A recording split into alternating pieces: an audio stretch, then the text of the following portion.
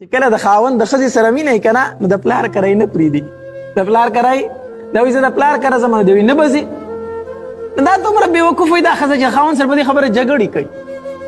او جګړه پې زه نه کوي هغه ستا سره مینه کوي ړی در نه نه کېږي نو ځکه وایي مه ځه.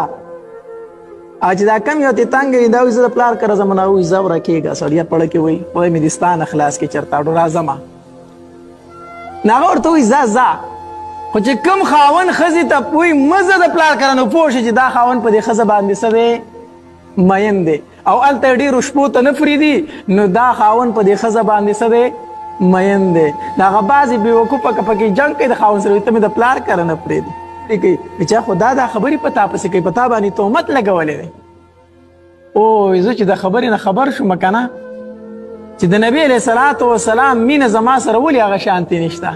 وی کور ته رالمه وی بیماري مې د حد نه زیاته شوه تبه مې ډېره زیاته شوه ډېره زیاته وی د نبي علیه صلات وسلام چې راغی که نه ما ورته وي چې د الله پاکه پیغمبره که ستا خوښې زه مې د مور کره ځمه که ستا اجازت وي زه به چا کره لاړه شم